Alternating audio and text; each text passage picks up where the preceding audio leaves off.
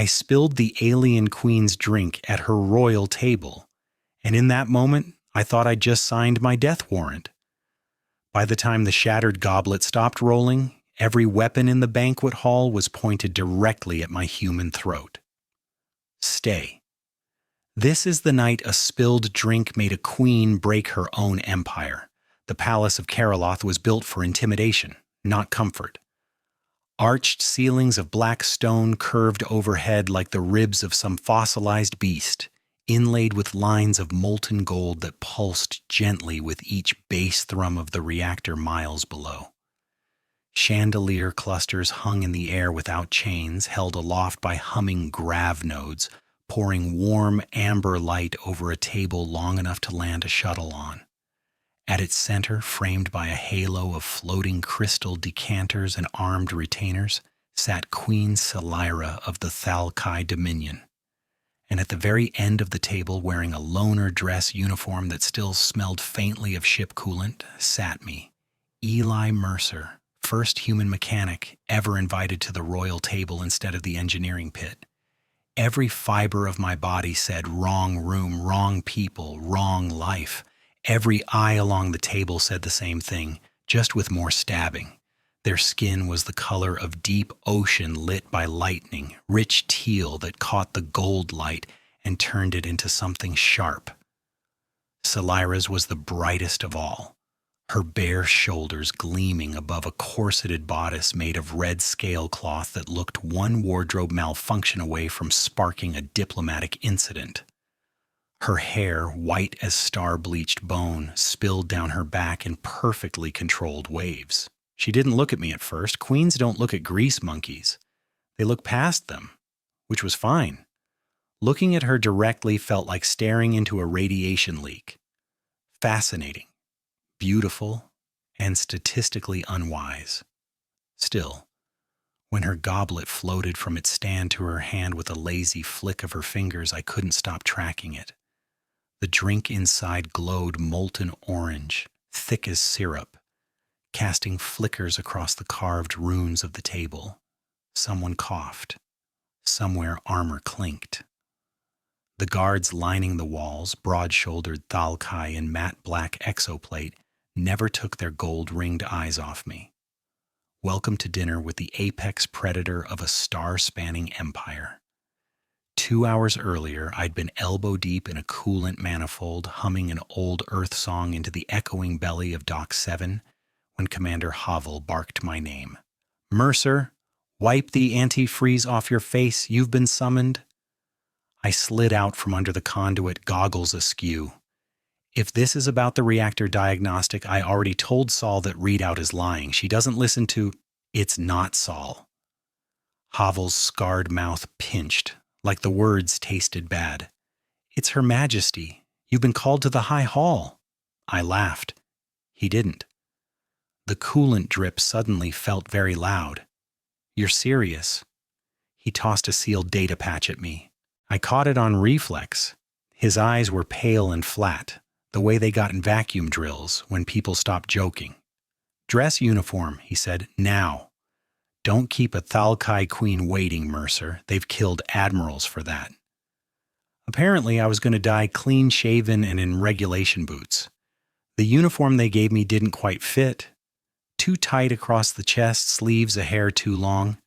But it was free of grease and mostly the same dark blue shade as everyone else's, so I called it a win. I caught my reflection in the lift door. Brown skin, messy black hair I'd tried and failed to tame, and a faint smear of coolant along my jaw. I scrubbed it off with my sleeve. If the queen was going to vaporize me for breathing wrong, at least I wouldn't go out looking like I'd lost a wrestling match with a coolant hose. The lift doors opened into silence so thick it felt like sound had been banned. 2 palace guards waited, taller than me by a good head, their armor seamless and organic, like carved obsidian grown to fit their bodies. Their faces were smooth, features sharp, eyes the same molten gold as their queen's. "Human Eli Mercer," one of them said, voice low and musical. "You will follow." I considered saying something witty about having no other plans, but my survival instinct physically slapped the words out of my throat. I just nodded and fell into step between them. We moved through corridors that looked grown rather than built, walls curving in graceful arcs, lit by veins of slow-moving light. The air smelled faintly of spice and metal. No windows. Thalkai liked control. "You nervous?" the guard on my left asked suddenly, without looking at me. "Yes," I said. Honesty had taken me this far in life. No sense quitting now. On a scale from routine maintenance to reactor breach, this feels like standing on top of the reactor with a wrench and a bad idea.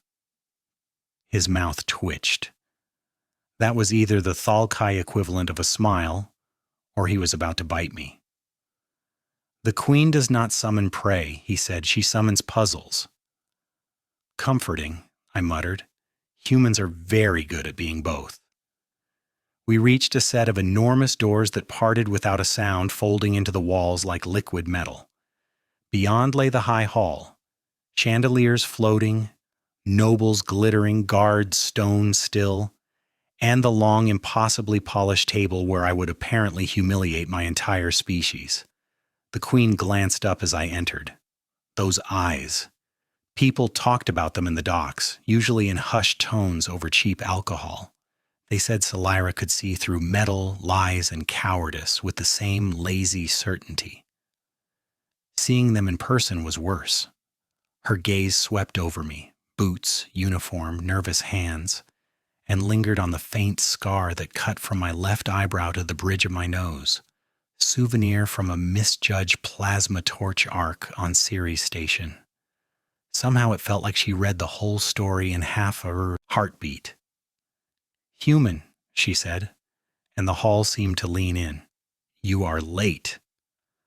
"I'm exactly on time, Your Majesty," I said, pulse hammering.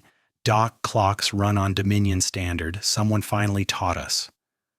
A heartbeat of silence, then from somewhere down the table, a soft gasp. Havel, probably having a heart attack. Selira's lips curved, just enough to suggest amusement rather than execution. "Sit, Eli Mercer of Terra," she said. "Let us see if your reputation is rust or steel."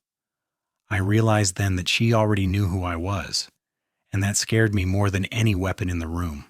I took the only empty seat, near the far end of the table, but still closer to the queen than any human engineer reasonably ought to be. Plates shimmered into existence before us, smooth slabs of black crystal that produced food on command. The Thalkai nobles around me did not bother hiding their disdain. A woman with silver facial markings lifted her chin a fraction, nostrils flaring as if she'd caught a bad smell. "Is it true?" she asked her neighbor in flawless trade cant, loud enough for me to hear, "that humans refuse neural bonding because they fear what others will see in their minds?" "They fear what they will see," her companion replied, eye ridges arching. "Soft species die when faced with the weight of empires." "Present company can still hear you," I said mildly, reaching for the nearest carafe. "And soft species build the engines that keep those empires from drifting into cold space." Selira's fingers drummed once on the table. The entire hall quieted, murmurs cut cleanly. "Enough," she said not unkindly. "The human has been called as guest, not entertainment." That earned me a few glances of reluctant reassessment. Not respect yet, but the room had stopped actively trying to peel my skin with its eyes. Progress. I turned my attention to the carafe in my hand. The liquid inside was that same burning amber, tiny flecks of light swirling like captive stars, Thalkai royal liquor, if the rumors were right. One sip could knock out a human for a day. 3 could stop a heart. I had zero intention of drinking it. I just wanted something to do with my hands that didn't involve clawing at my own collar. The carafe, unfortunately, had other plans. The base caught on a fine ridge in the table's surface, a design detail, or some cruel joke of physics. My hand, slick with sweat I'd never admit to, slipped. The carafe tilted. Time stretched. Don't, I whispered to reality itself. Reality shrugged. The carafe tipped fully, slamming against the polished surface. The glowing liquor poured out in a molten stream straight toward the Queen's place setting, scattering a constellation of fiery droplets across the table.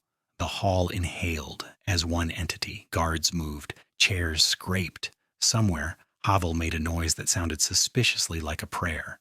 And Queen Selira, ruler of 1,000 systems, looked down at the spreading stain of her spilled drink, then up at the trembling human idiot who'd done it.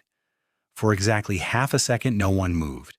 Then gold eyes hardened across the hall. Weapons didn't hiss or whine.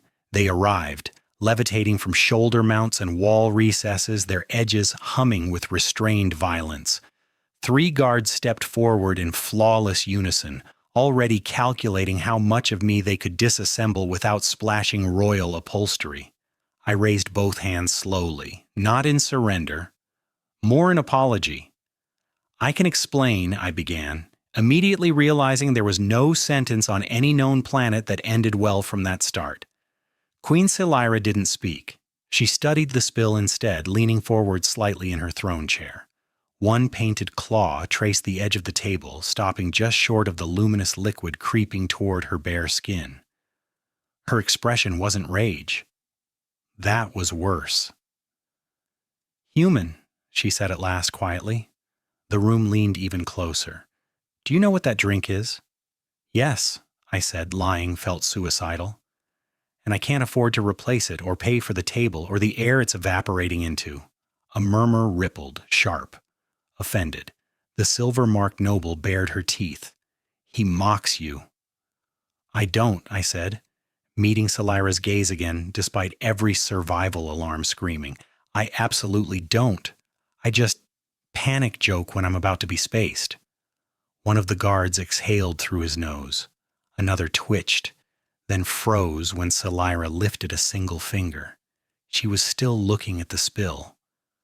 "I brewed this myself," the Queen said, "fermented across 8 cycles, distilled with pressure, patience, and no small amount of personal irritation."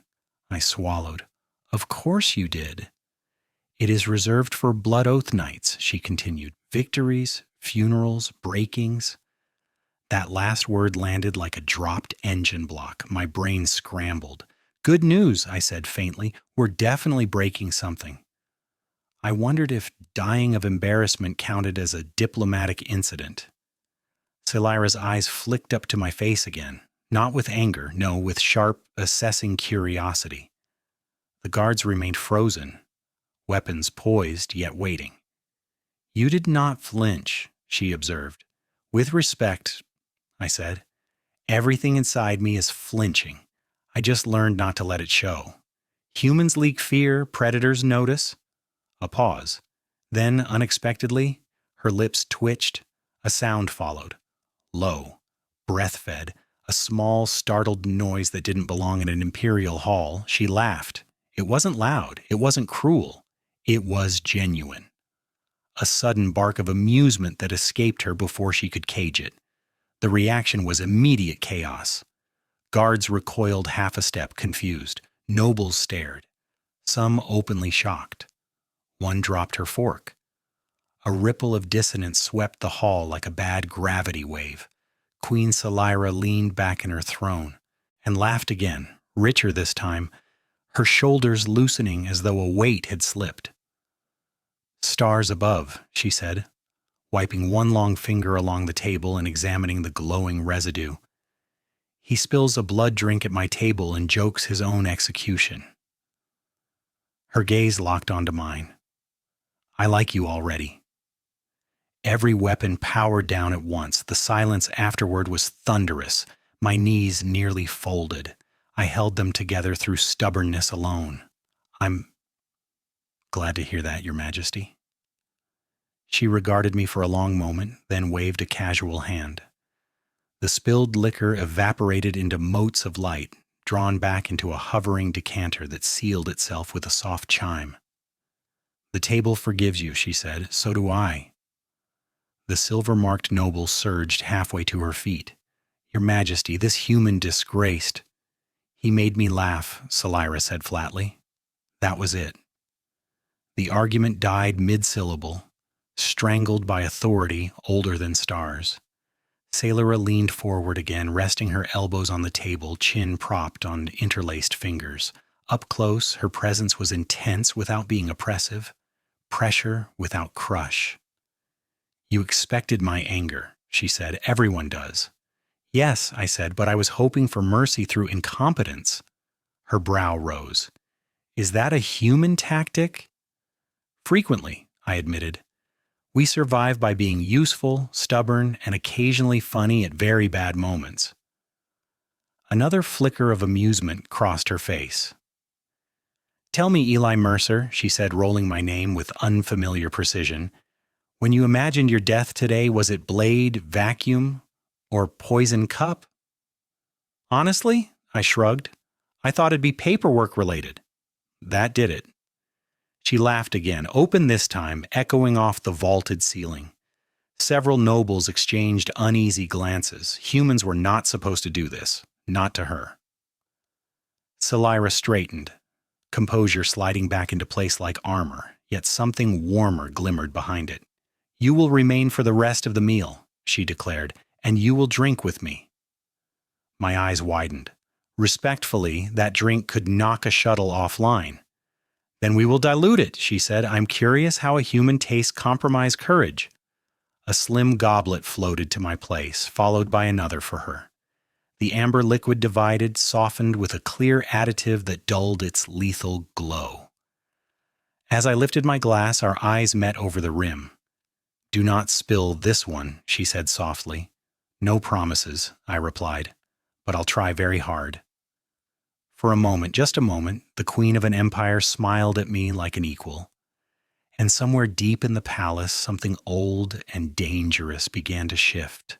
The drink burned, not painfully, nothing dramatic. It spread warmth through my chest like a low reactor hum, steady and grounding, sharpening rather than dulling my senses. If this was Thalkai royalty diluted, I didn't want to imagine the original. Salira watched me over her goblet, eyes intent.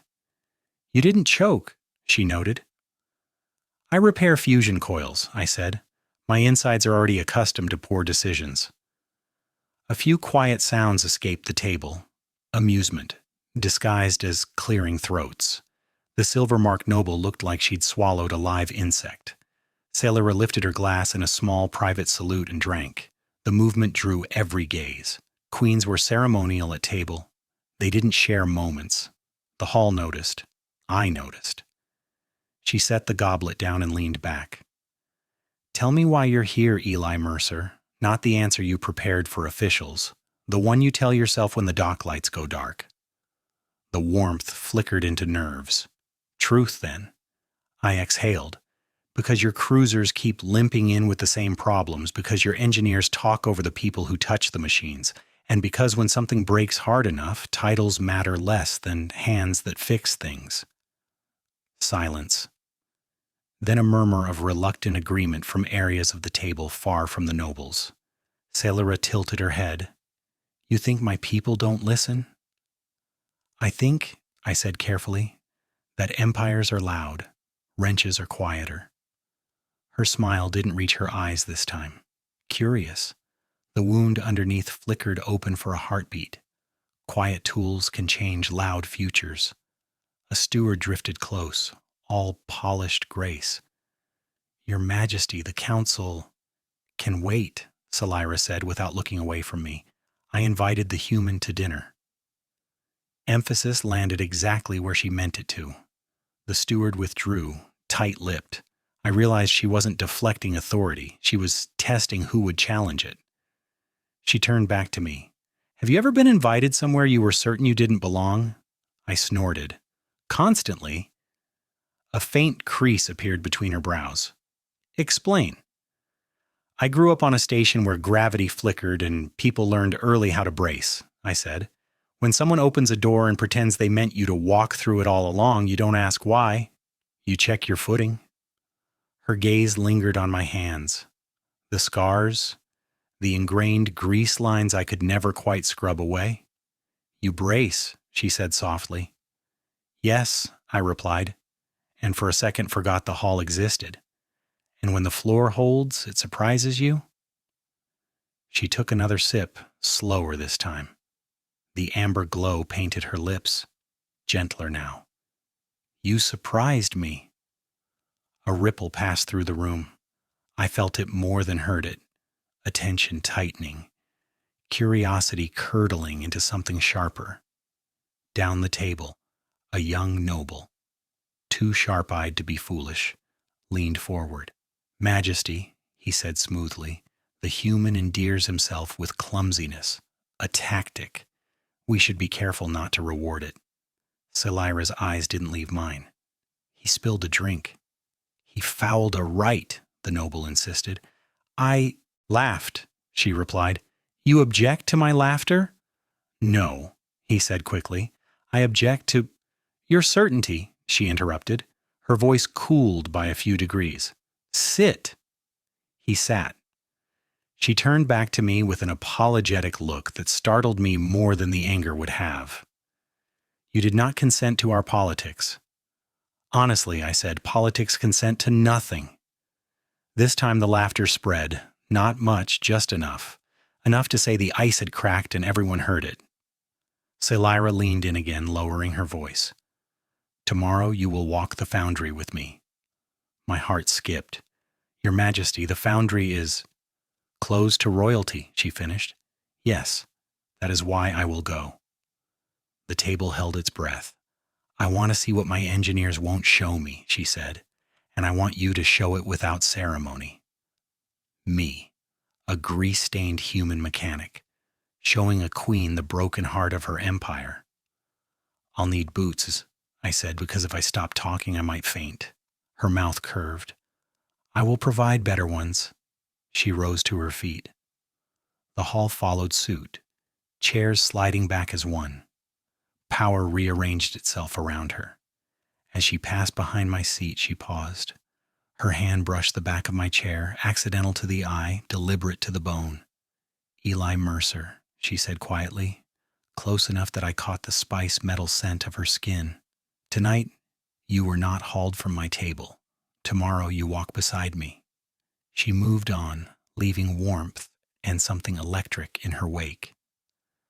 I stayed seated for a count of 5, then 10, until Havel finally leaned close and hissed, "What did you do?" I stared at my empty goblet. I spilled a drink, I said, and somehow survived. A laugh echoed faintly down the hall, already distant.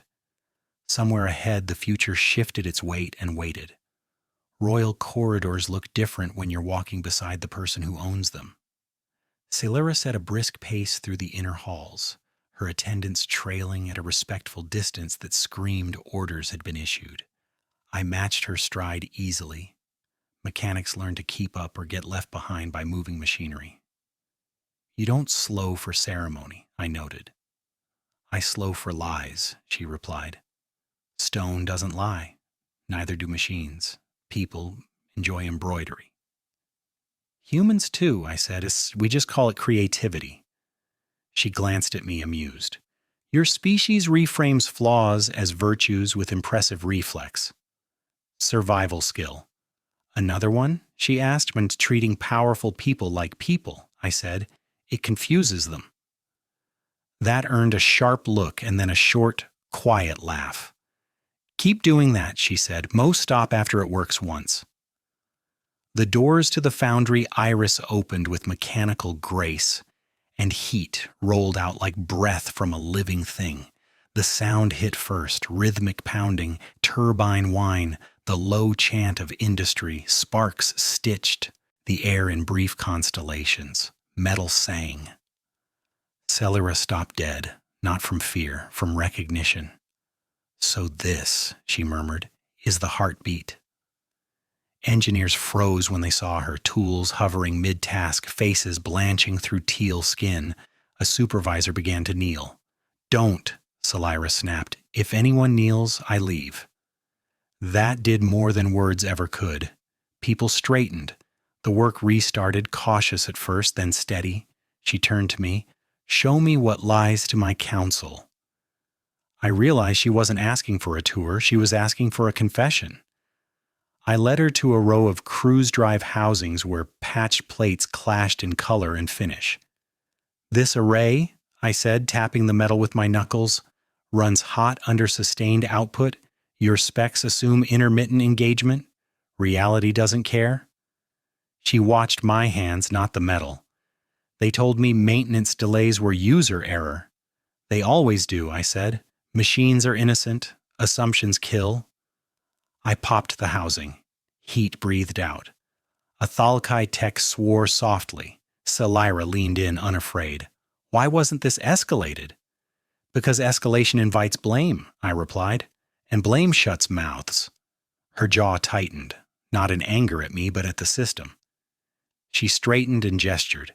"Summon the counselor for infrastructure." A pause. "Now." The supervisor vanished. Minutes later, a counselor arrived with practiced composure and a spine trying not to bend. "Your Majesty." "Explain," Selira said, voice flat, "why my ships limp home while this human knows the fix." The counselor glanced at me, disdain masked as politeness. "Our data is lying," I cut in. Silence slammed down. I braced. Selira didn't look at me. She didn't stop me. I pressed on. "Not maliciously, comfortably. You average out the worst case. Space chooses the worst case." The counselor stared. Selira's gaze sharpened. "Repair this," she ordered the counselor, "across the fleet, and you will listen to the ones with fuel on their boots." The counselor nodded rapidly. "Yes, Your Majesty." When he left, Selira exhaled slowly. "You see fractures quickly?" "I live in them," I said. She studied me, then nodded once. "Walk with me." We moved deeper, past lines of workers who watched with careful curiosity. She asked questions, direct, practical, unadorned. I answered. When I didn't know, I said so. She accepted it.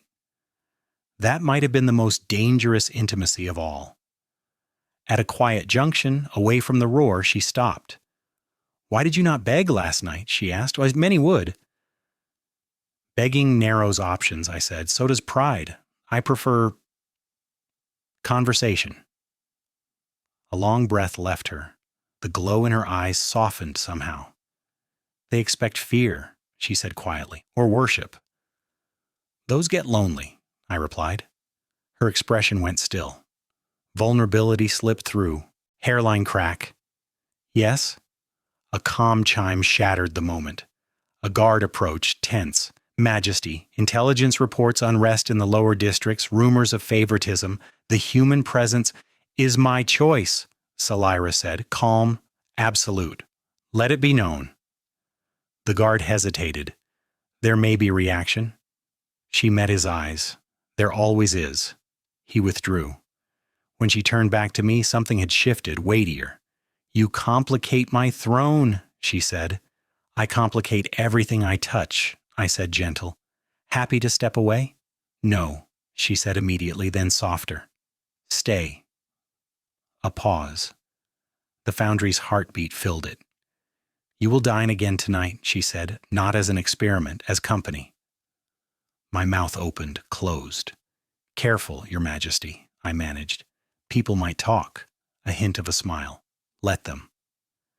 As we turned back toward the light, I sensed eyes on us, calculating, wary. Somewhere lines were being drawn, some against me, some unexpectedly with.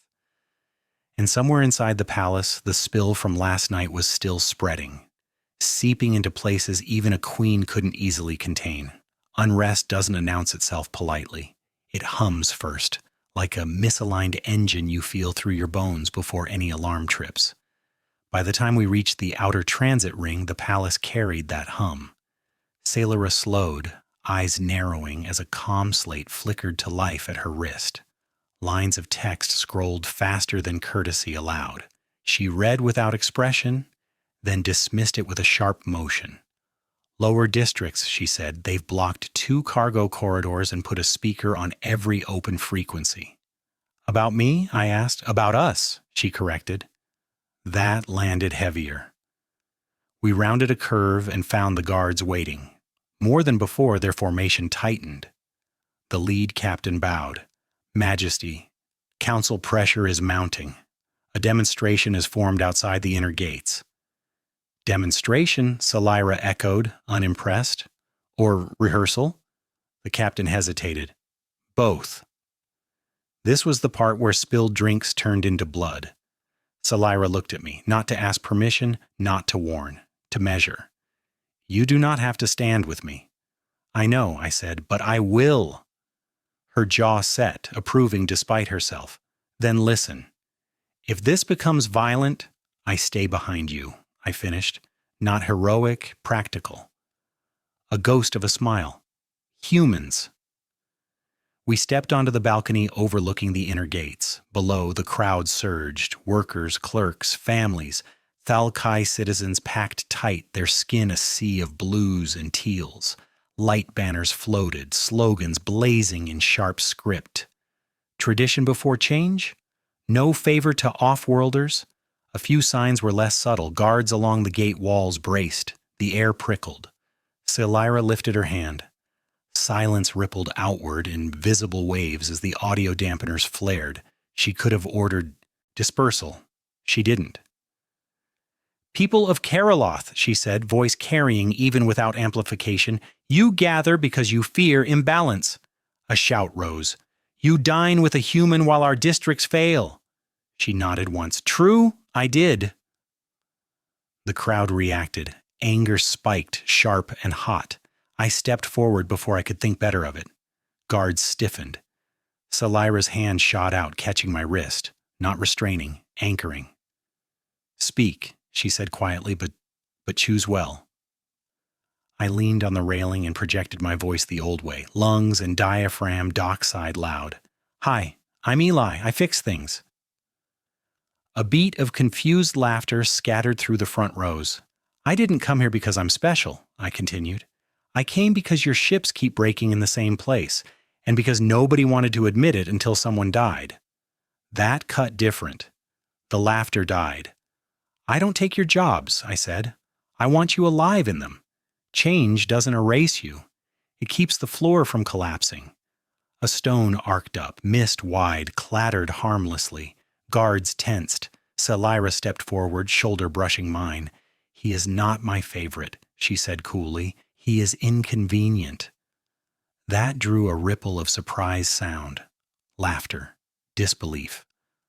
I favor results, she went on, and I favor honesty that bruises pride before it breaks people. She gestured, and hollow schematics flared above the gate. Drives. Fractures highlighted. These failures cost lives. This human showed me. So did your own engineers once I insisted. A worker at the front shouted, Then listen to them. I will, Salira said publicly, starting now. She turned to me, voice low. Tell them the fix.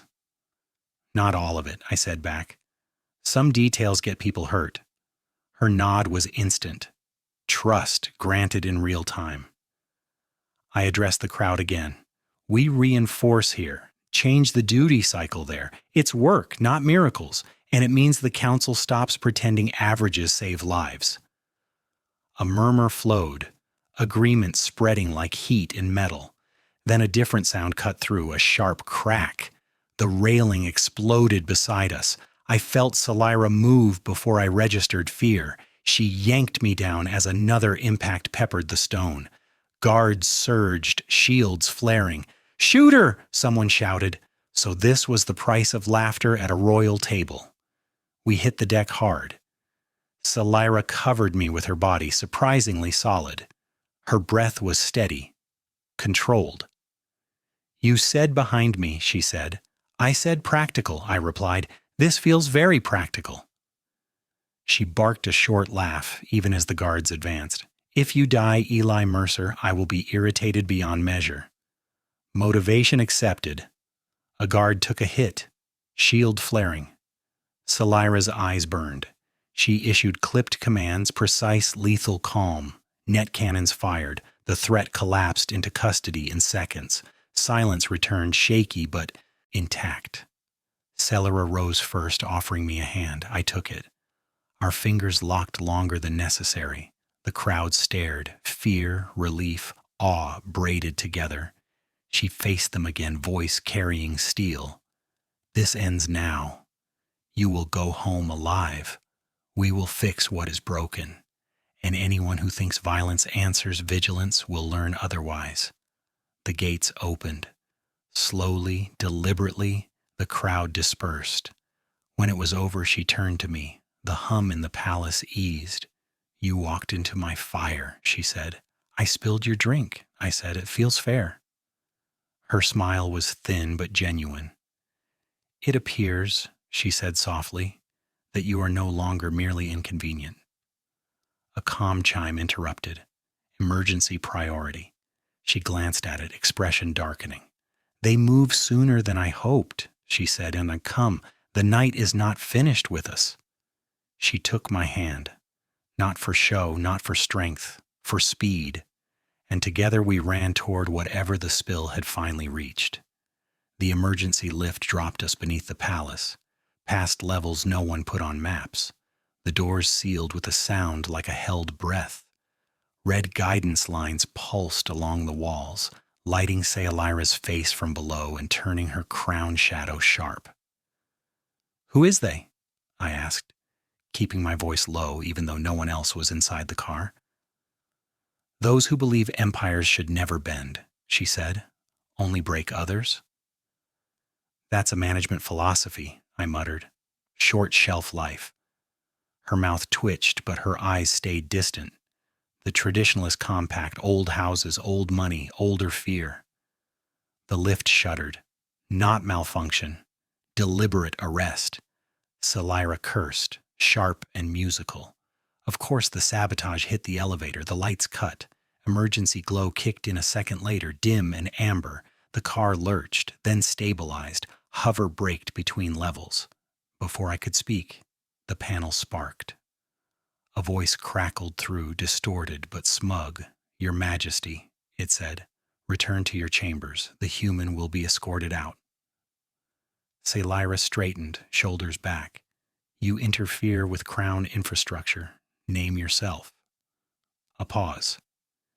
Names are for histories written by winners. So are epitaphs, I said, just saying. She shot me a look, half warning, half gratitude. Then she leaned toward the panel. This is how you announce reform? By endangering citizens? By protecting them, the voice replied. You've compromised tradition for sentiment. Wrong, she said quietly. I compromised complacency for survival. The hum behind the walls rose. A tremor I felt through my boots. Not weapons fire. Power rerouting. Pressure spike, I said. They're overloading the subgrid. Salira's eyes snapped to me. Meaning? Meaning somebody panicked, I said, already kneeling at the panel. And panic always believes force fixes timing. She didn't question. She knelt beside me, crown scraping the metal floor. Royalty discarded without a thought. Can you open it? She asked. Not clean, I said, but clean is overrated. I pulled the manual bypass. Sparks flew. The lift screamed like an angry animal. Sayalira braced one hand on the wall close enough that our shoulders touched. Heat radiated off her skin, steadying. Eli, she said softly, using my name like an anchor. If this goes wrong, I'll get you out, I said, even if I have to kick the universe. That earned a short huff of laughter. You are impossible. Occupational hazard. The doors cracked open to reveal a service level filled with steam and glare. Alarms wailed, not evacuation, but internal breach. We emerged into chaos. Engine cores along the corridor vented in erratic pulses. Guards were already engaged, net flares snapping as shadowed figures tried to reach a secondary control node. This way, Salira said, pulling me along. Her stride was sure, voice carrying authority that bent motion around it. Guards snapped to attention, then flowed with us. A traditionalist operative broke cover, sleek armor, eyes wild. He leveled a pulse weapon. I reacted without thinking, shoving Salira behind a column as the bolt scorched air where her head had been. "Bold," I said at the attacker, grabbing a drop tool from the floor, "but maintenance has better throwing arms." The wrench flew. It hit with a satisfying clang, sent him sprawling. Guards tackled him before he finished cursing. Salira stared at me, breath quick. "You shielded me." "You have a lot of stuff attached to you that would be bad to lose," I said, then softened it. "Also, you matter." Something uncoiled in her gaze, fear loosening its grip. "So do you." We reached the control node, a lattice of energy gates humming violently, readings spiked red. "They're trying to force a blackout," I said. "Kill the city lights, blame the human unrest." "Cowards," she snapped. I cracked the panel, hands flying. "I need 60 seconds. "You have 30, she said, already turning. "I'll buy the rest." She stepped into the corridor, voice cutting through alarms. "By my authority, stand down." A group of operatives hesitated. Behind them, guards surged. She didn't shout. She didn't threaten. She commanded inevitability. My fingers raced. Sweat stung my eyes. 20, she called. The system fought me, locks layered on locks. I rerouted through a maintenance loop no one had touched in cycles. The hum stabilized a fraction. 10. An explosion rocked the far end. Salira staggered as concussive force slammed the air. She stayed standing. 5. I slammed the final bypass. The node settled. Alarms dulled to status chimes. Power redistributed cleanly. "Done!" I shouted. Salira turned, relief flashing bright, then a sharp intake as she swayed. I caught her, not dramatic, necessary. Her weight was warm and solid against me. Breath unsteady for the first time since I'd met her. "They move faster than I predicted," she said low. "I allowed sentiment to cloud timing." "You allowed progress," I said. "That scares people who profit from fear." She looked up at me, close enough that I caught flecks of light in her eyes. "You speak to me like an equal." "That's because you are," I said, "with better boots." A laugh escaped her. Soft, breathy, grounding. Her hand gripped my sleeve. "Do not leave." "I'm still here," I said. Outside the node chamber, the last resistance collapsed. Guards secured the corridor. Salira straightened, drawing herself back into regal alignment, but her fingers lingered at my wrist a second longer. "This ends tonight," she said. "One more move." "And after?" I asked. She met my gaze, uncertain, hopeful. "After we build something that holds." Ahead, the palace steadied, but the final confrontation waited, heavy and inevitable. The throne chamber filled the way a storm does, gradually, then all at once. Counselors assembled in stiff ranks before the dais, robes immaculate, spines straight, expressions carefully neutralized. Guards lined the walls, posture perfect, weapons dormant but ready. The chamber's ceiling shimmered with slow-moving constellations, an ancient reminder that power was supposed to look eternal. Salira walked in without ceremony. I walked beside her. That alone cracked the room. A counselor stepped forward, elder, eyes sharp, voice already tuned to outrage. "Your Majesty, this emergency session was provoked," Salira said, not raising her voice. "By you." A ripple ran through the chamber. The elder recovered quickly. "We moved to preserve stability." "You moved to preserve leverage," she replied, "and you failed." She gestured. The air bloomed with hollow feeds, the lift sabotage, the subgrid overload, the corridor breach, timestamps, authorizations, names. The elder stiffened. "Those permissions were falsified."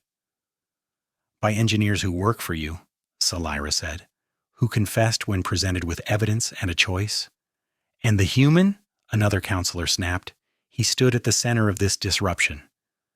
Salira's eyes slid to me, question, not command. I nodded once. "I did stand there," I said, stepping forward. Because systems were lying and people were dying. I said as much. You escalated. The elder scoffed. You expect us to trust a foreigner? I don't expect trust, I said. I expect math to work the same for everyone. A few counselors shifted. Numbers were harder to argue with than pride. Selira reclaimed the room. You speak of tradition, she said. Tradition exists to carry us forward, not bind us to rot. Tonight you endangered citizens and attempted to coerce the crown. Her hand rose. Guards tensed. Not to strike, but to witness. I strip the compact of emergency powers, she said. Effective immediately. Assets frozen pending inquiry, leadership relieved. The elder's composure shattered. You cannot. I can, Selira said, and I do. This wasn't a victory speech. It was a surgical strike. Silence fell, thick and stunned. Then a strange thing happened. Applause. It started small. One counselor, then another. Workers in the upper galleries joined, cautious at first, then sure. Guards struck spear butts to stone in measured acknowledgement. Selira exhaled, a long, grounding breath. She turned her head just enough to catch my eye. Relief, sharp and real, flashed there. Thank you, she said, not to the room, to me. For spilling a drink? I asked quietly. For not treating me like a symbol, she replied, when doing so would have been easier. The chamber doors opened. Havel appeared at the threshold, eyes wide, then grinning despite himself. Majesty, the districts are stable, power is clean, word is spreading. Good, Selira said, let it. As the chamber emptied, the weight finally lifted. When the last echoes faded, she leaned back against the dais, crown heavy in her hand. For a moment she looked tired. Walk with me, she said. We moved onto a private balcony overlooking the city. Lights burned steady now, no flicker, lives continuing. She rested her forearms on the rail. Do you understand what you cost me tonight? Enemies, I said, sleep. She huffed a laugh. Both. And what it gained, I added. She turned toward me, close, unguarded. The freedom to choose the next step. Our space narrowed without either of us deciding it should, not rushed, not staged, just gravity. I don't belong here, I said gently, not like this. No, she agreed, but you belong with me. Her fingers brushed my wrist again, steady, deliberate. I covered her hand with mine. She didn't pull away. Below us, the city breathed. When we finally stepped back inside, the storm had passed, but the air still hummed with change, waiting to see what form it would take next. The palace didn't sleep after a near coup. It exhaled. Corridors once cut tight with urgency softened into movement again, guards rotating with less tension in their shoulders, stewards speaking in normal voices instead of codes. The light along the walls dimmed into its night cycle glow, warmer, slower. Selira led me not to another hall of power, but inward. Her private rooms weren't grand. That surprised me more than anything else that day. No towering statues, no thrones, just wide windows overlooking the city, low furniture built for long conversations, and shelves cluttered with objects that meant something. Tools, old data slates, fragments of hull plating etched with notes in her precise script. This is where I think, she said, setting her crown carefully onto a stand. Without it, she looked lighter. Still unmistakably herself, but no longer armored by ritual. I let out a breath I hadn't realized I was holding. You hide it well? I cultivate distance, she corrected. It keeps most from seeing how narrow the path actually is. She poured water this time, clear, simple, and handed me a glass before taking one herself. We drank in silence, the city lights painting slow reflections across the room. You should leave the palace tomorrow, she said suddenly. I blinked. That's not what I expected. It's exactly what will keep you alive, she replied calmly. The compact lost power, not teeth, and some will always believe this began with you. I nodded. Logic checked out, even if something in my chest didn't like it. Back to Dock 7, then. For now, she said. She crossed to the window, resting her hand against the glass. I joined her, close enough our shoulders brushed without ceremony. They will rewrite tonight, she continued, minimize it, assign causes that feel safer than truth. And the truth? I asked. She looked at me sideways. The truth is a human treated me like a person and forced my empire to do the same. A beat. A softer one. I don't know how to do this, she admitted quietly. Change I can manage. Power I understand. Connection. Her fingers curled slightly against the glass. That terrifies me. Queens weren't supposed to admit fear, especially not to mechanics. I'm bad at this too, I said, honest. But I've learned fear usually means you're standing near something important. She considered that. Then her hand shifted, hesitant, deliberate, until her fingers slid into mine. The contact wasn't electric. It was grounding. Two people confirming gravity still worked. Stay, she said, not as a command, as a request. Tonight. Just tonight, I asked. Her lips curved faintly. I'm trying not to plan your life. Good, I said. I'm terrible with long-term forecasts. She laughed, soft, unguarded, and we sat together on the low couch, city humming beyond the glass. No ceremonies, no declarations, just proximity, shared silence, and the slow unwinding of adrenaline. When exhaustion finally pulled at her posture, she leaned sideways without comment, head resting against my shoulder. I froze for half a second, then relaxed. This is allowed? I asked quietly.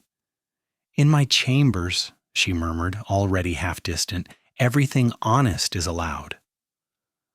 I stayed still as the city lights dimmed another increment, the night settling into something that felt unexpectedly safe. Outside, the empire adjusted its weight. Inside, the fallout from a spilled drink finally came to rest.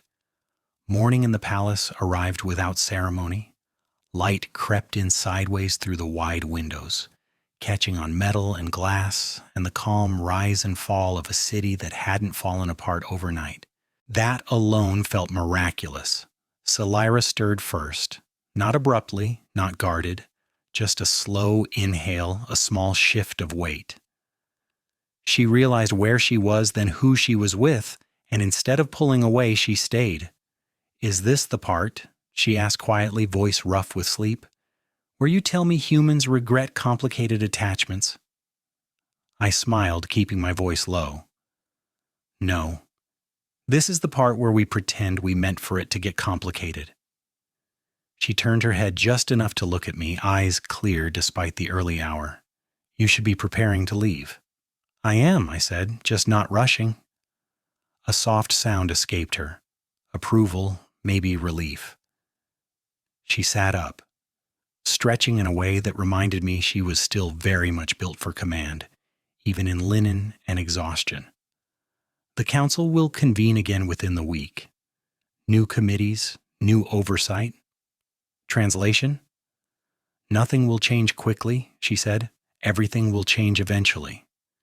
We stood together at the window, watching freight lanes light up for the morning cycle. Somewhere down there, engineers were already swearing at stubborn machines. Somewhere else, people were arguing about last night and what it meant. So, I said, what does that make me now? She didn't answer immediately. That mattered. An advisor would be too loud, she said finally, a symbol, unbearable, an exile, inaccurate. I raised an eyebrow. Those were my top 3 guesses. She faced me fully then, expression serious but not heavy. It makes you someone who can walk away. And come back? Her gaze held mine. And come back. Silence settled, not empty, just unhurried. The kind that lets you decide who you are without being watched. I will not keep you here, she said. If you choose a quieter life, I will not interfere. And if I choose chaos, I asked, her mouth curved, dangerous and fond. Then I will clear a path and pretend I didn't. A calm chime sounded, soft priority, not urgent. She ignored it. Walk me out, I said. She did. The palace corridors felt different in daylight, less myth, more stone. Guards nodded, not stiffly, but with recognition. Word had already moved faster than rumors ever did. At the outer platform, a transport waited, unmarked, practical, engine humming steady. This is temporary, Salira said, stopping short of the ramp. Everything is, I replied, even empires. She studied me, then did something unexpected. She pressed a small disc into my palm, warm, etched with the sigil of the crown. Open channel, she said, encrypted, direct. I turned it over, feeling its weight. This is a bad idea. Yes, she agreed, which is why it's mine. Her fingers brushed my wrist, firm this time, not hesitant, not ceremonial. I do not make promises lightly, she said, but I make them honestly. When the foundry work begins fleet-wide, I will need someone who tells me when my answers are comfortable instead of correct. I closed my fingers around the disc. Then I'll keep my boots dirty. She inclined her head, a queen acknowledging more than service. As the transport lifted, the palace receded into geometry and light. Karaloth spread beneath us, alive and imperfect, and still standing. The channel chimed once in my palm. A single message. When you return, do not spill anything important. I leaned back against the seat, city shrinking below, future stretching wide and uncertain ahead.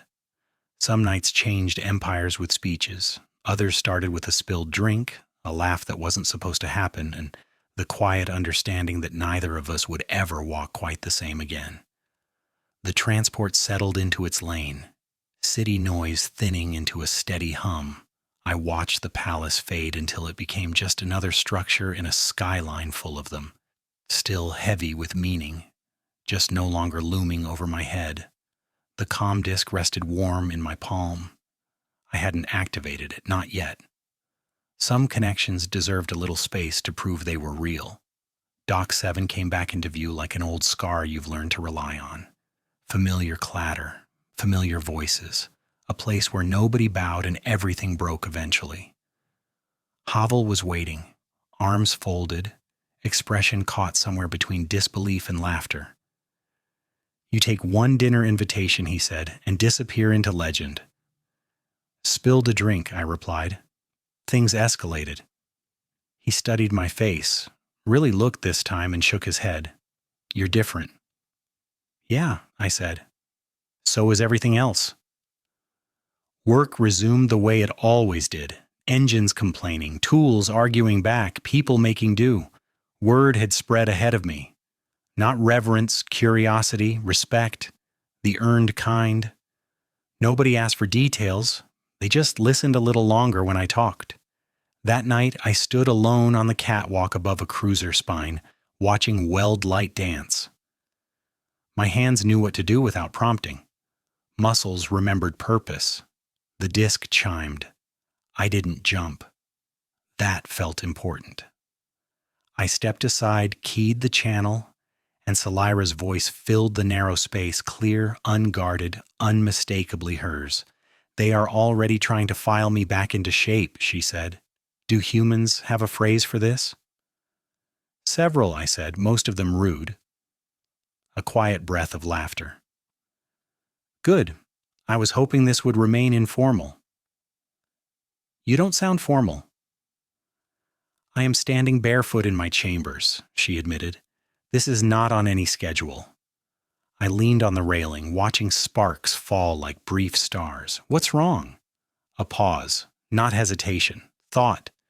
They are agreeing too easily, she said, which means they are planning slowly.